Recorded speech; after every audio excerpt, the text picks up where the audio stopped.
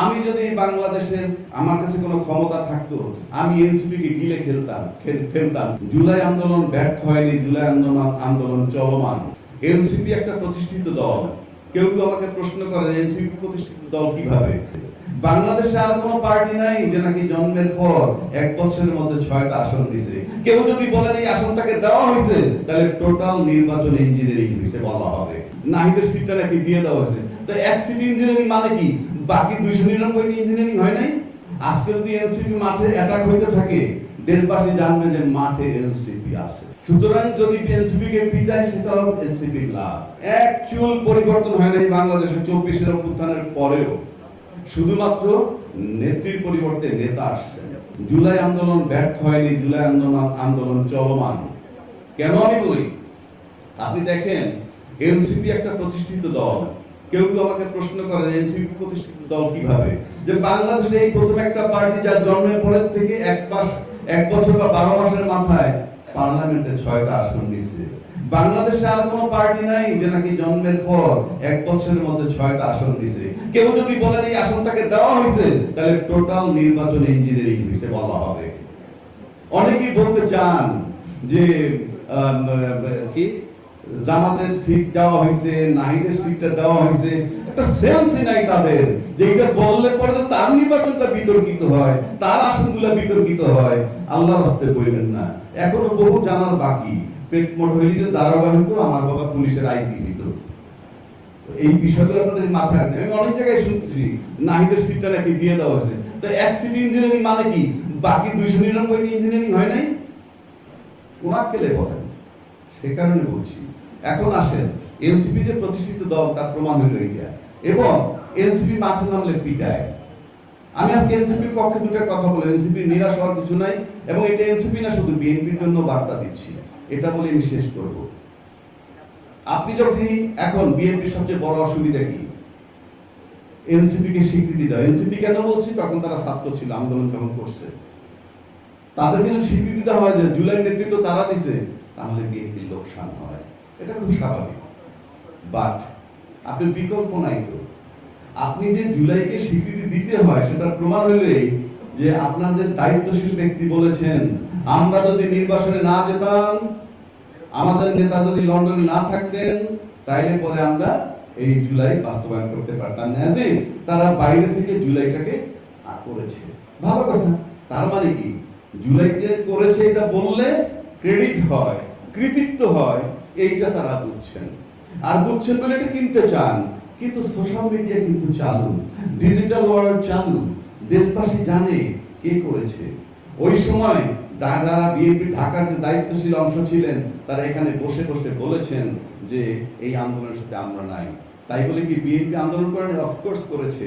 বিএনপির থেকে যারা আন্দোলনে গেছে তারা স্বতঃস্ফূর্তভাবে গেছে, দলীয় নেতৃত্বে নয়। কাজেই কারণ এগুলো মানুষকে টাচ করেছে। এখন যদি এনসিপি কে কৃতিত্ব দেওয়া হয় জুলাই, তাহলে বিএনপির লোকসান হয়। কিন্তু যেভাবে আবার কৃতিত্ব না দিয়ে নিজেরা নিতে চাচ্ছে, তাদের লোকসান হবে ডাবল।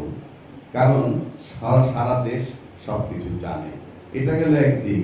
কাজেই যদি ক্রেডিট না দেয় এনসিপি কে, তাইলে এনসিপির পক্ষে যায়। যদি ক্রেডিট দেয়, তাইলে এনসিপির পক্ষে যায়। এইবার আসেন পিটানো, মাঠে পিটায়। মাঠে যদি এনসিপি কে পিটায়, তাহলে লাভ হয় কি? লোকসান হয় কার? আপনি লক্ষ্য করে দেখবেন 17 বছর যাবত কিন্তু বিএনপি কে মাঠে পিটিয়েছে আওয়ামী লীগ। পিটানের মানে হচ্ছে যে বিএনপির অস্তিত্ব আছে এবং সে টিকে আছে। তার বিজ্ঞাপন আওয়ামী লীগ দিয়েছে। আজকে যদি এনসিপি মাঠে অ্যাটাক হইতে থাকে, দেশবাসী জানবে যে মাঠে এনসিপি আছে। সুতরাং যদি এনসিপি কে পিটায়, সেটাও এনসিপির লাভ। আর যদি এনসিপি কে না পিটায়, তাহলে কি হবে? আরামসে সমাবেশ করবে, জনমত তৈরি হবে। কেন তার পক্ষে জনমত তৈরি হবে? কারণ আপনি প্রতিশ্রুতি দিয়েছিলেন গণভোটের আলোকে জুলাই বাস্তবায়ন করবেন। সেটা গোটা দেশবাসী দেখেছে। সেখান থেকে যেহেতু আপনারা সরে গেছেন, জনতা এখন আপনাদের সাথে নাই। আপনি মুখে যতই বলেন, আর নাই বলেই 2/3 মেজরিটি পাওয়ার পরেও এরকম একটা ছোকরাদের দল মাত্র 6টা সিট পাইছে, তাদেরকে এত একটা করতে হবে কেন? এখানেই আপনাদের ভয়ের কারণ। এইবার আসেন আমি একটা শর্ট করে দিচ্ছি যে এনসিপির জন্য বার্তা এবং এটা বিএনপির জন্য বার্তা। বিএনপি কিন্তু বহু আগেই এই এনসিপি কে গিলে খেয়ে ফেলতে পারত। আমি যদি বাংলাদেশের আমার কাছে কোনো ক্ষমতা থাকতো আমি এনসিপি কে গিলে ফেলতাম কিভাবে? ওদের দাবি তো হলো গণভোটের আলোকে জুলাই সনদ বাস্তবায়ন করা। সেইটা যদি আমি করে ফেলতাম ওরা তো নোহ্যার হয়ে যেত। আপনি তো এখন ইস্যুটা দিয়ে দিলেন যে ইস্যুর সাথে গত 15 বছরের তৈরি হওয়া তরুণ সমাজের 4 কোটি ভোটাররা ইনভলভ আছে এবং তারা দেখেছে 4 কোটি ভোটার যে মাঠে যখন বলেছিলেন আপনারা যেভাবে ধানের শীষকে ভোট দিবেন একইভাবে গণভোটের পক্ষে হাতে ভোট দিবেন, এইটা বলার পর যখন সেখান থেকে সরে গেল আমি নিশ্চিত করে বলতে পারি ওই 4 কোটি তরুণ সমাজ তাদের সাথে আর নাই। আপনি পাওয়ার আছেন দেখেন অ্যানাদার ইস্যু।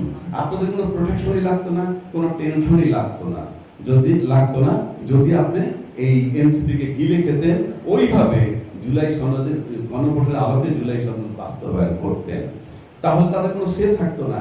এখন কিন্তু সেই ইস্যু রয়েই গেছে, সুতরাং এটা চলমান থাকবে।